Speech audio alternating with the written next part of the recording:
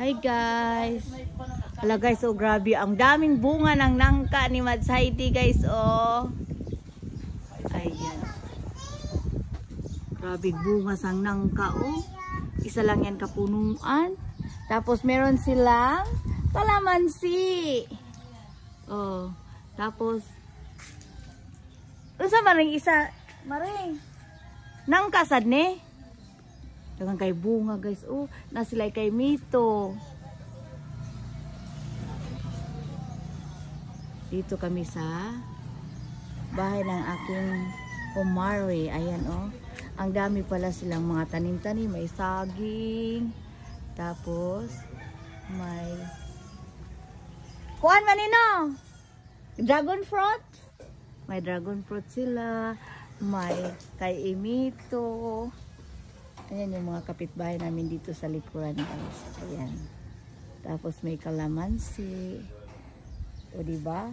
May sili. Kung may itinanim, may aanihin. Kaya yun, mapakinabangan yung mga tanim sa paligid ng bahay. Hi guys, may adlaw sa tanan. Today is Valentine's Day. Happy Valentine's Day sa inyong tanan. Kaya na ako diri ng kapitbahay sa akong silingan.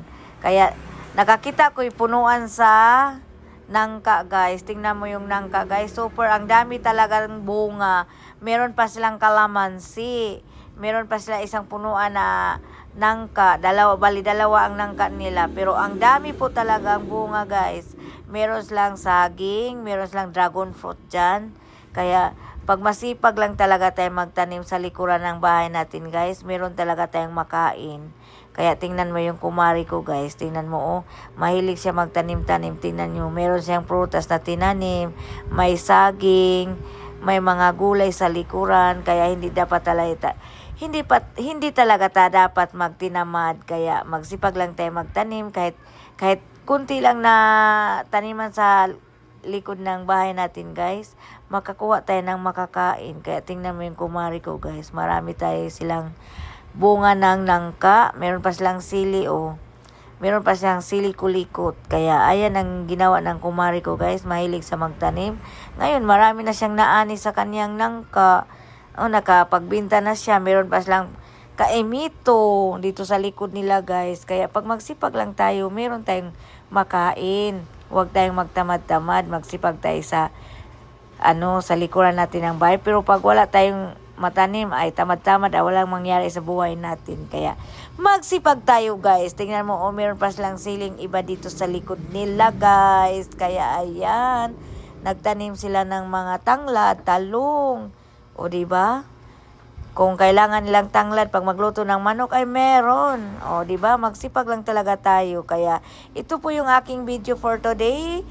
Ayan po, may silipad pala silang iba. Kaya thank you for watching. Bye. Don't forget to follow and share my video. Thank you. God bless you all. Bye.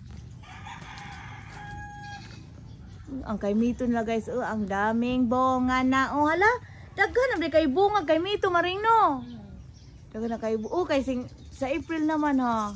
Ano, pag may itinanim, may makain. Ayan, basta magsipag lang. Tapos ayan, may mga sili oh, 'di ba? Kung may itinanim, may aanihin. Ayan ang sili oh. Maanghang, ayan oh. Kailangan sa pag magsabaw kayo guys, meron kayong ilagay na sili. Kaya ayan. Tapos ang kay Mito, ang dami-daming bunga. Kaya ayan oh, sobra ang dami. Ang tanglad, tingnan mo. Oh, meron na mas lang itinanim na tanglad. Agi, ang umigas. Kaya ayan. Hi guys. Ay, manungkit kay Mito guys oh.